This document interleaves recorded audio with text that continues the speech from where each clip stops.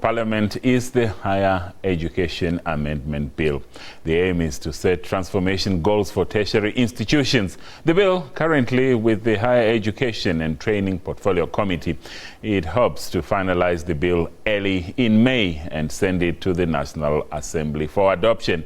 Public hearings were held over the past term and 15 submissions from various institutions were also presented. The bill came under fire for giving too much power to the minister and also subjecting academia to possible political interference. Transformation of society in general has been one of the key priorities of government since the new dispensation. Transformation in the education sector tops that list of priorities. Education is key to overcoming poverty. And with the overwhelming majority not able to access decent and quality education, a lot has been done since 1994 to try and level out the playing fields. I think that universities would probably admit they have not done everything. They perhaps could have done things better.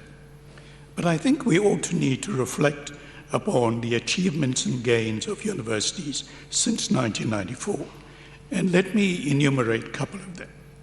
In 1994, there was perhaps something like 10% of the student population in universities was black.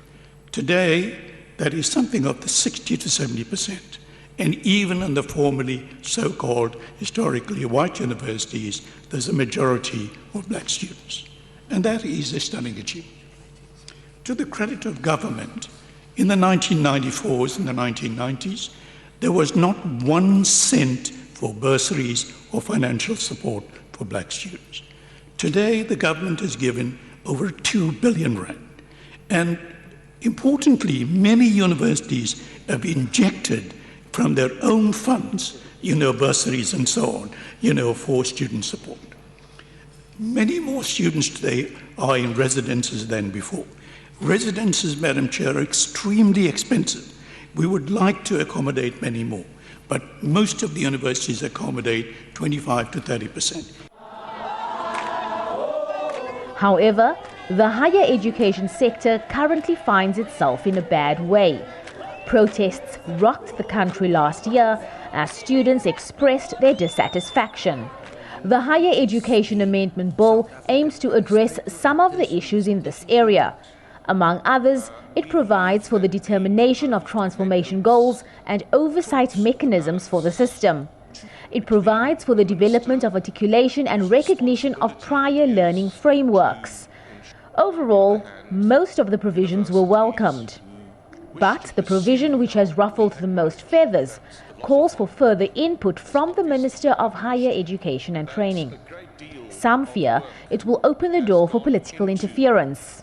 It allows the minister to declare a particular institution's policies to be unfair or discriminatory if an institution denies access to a person on the grounds of language, of academic exclusion, of financial exclusion. These are the 3 most obvious domains within which the minister might deem an institution's policies to be unfair. Others, like UCT's Vice-Chancellor Dr. Max Price, agrees the minister has a vital role to play.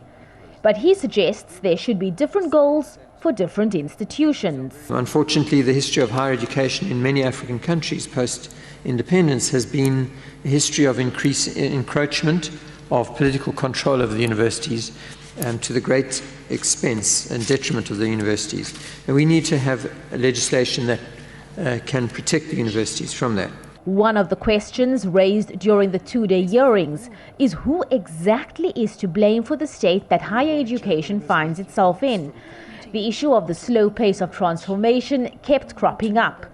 Universities South Africa represents 26 institutions. One of its members, Wits University Vice-Chancellor Professor Adam Habib, said the state has a role to play. But he was emphatic in his expressing his concern that the bill could potentially erode the autonomy of universities.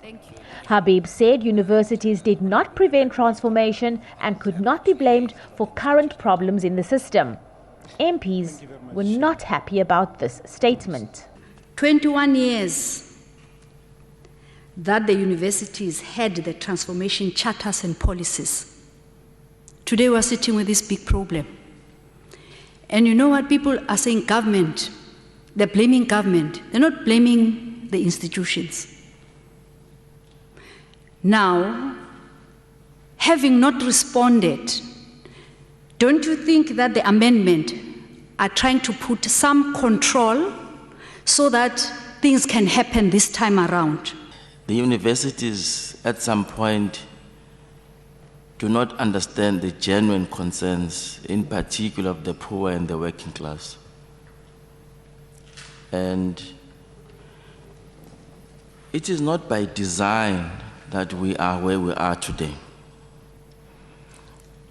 The circumstances are a product of struggles of the students, black academics, white liberal progressives, and everybody in the system, but we seem to have not crossed the corner. It looks like we do understand what transformation is.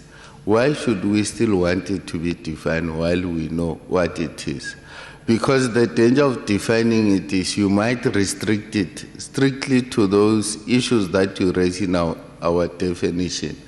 And in the future, if there's a need for transformation in other aspects, it might exclude those other aspects.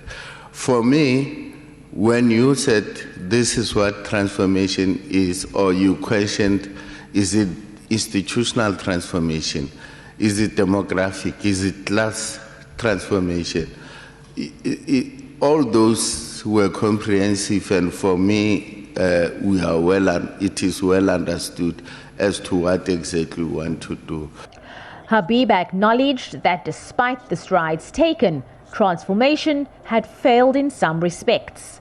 And actually, the university vice-chancellors are responsible. But we're not the only ones responsible. We have to ask, what is the responsibility of the state? We have to ask that those student protests that took place in October last year, they were legitimate. And the universities must be held responsible, but so must be the state. For 15 years we were cutting subsidies.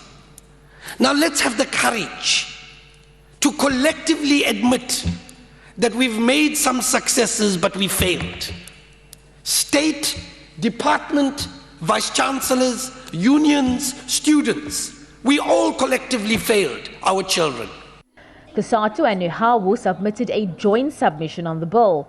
The unions strongly welcomed what they called a progressive bill. They say it provides for the minister to set transformative objectives and goals. For us, we can't be satisfied with the lack of transformation. If society is about 40% African women, for example, yet universities have barely got 4% African women lecturers. Surely that cannot be correct. We've had 22 years of democracy. It doesn't take 22 years to train someone from a bachelor's degree up to lecturer. The committee is currently still going through the bill with a fine-tooth comb. It's expected to be tabled before the National Assembly in May. Abra Barbia, SABC News, Parliament.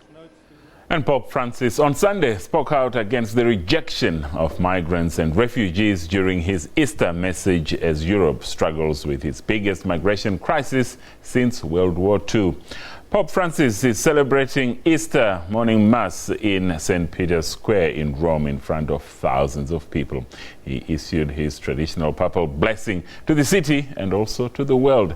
Earlier, following the Brussels attacks, the Pope urged worshippers at an Easter Vigil at the Vatican to cast aside pessimism but embrace hope. Arriving for the Mass, Pope Francis crossed colorful flower arrangements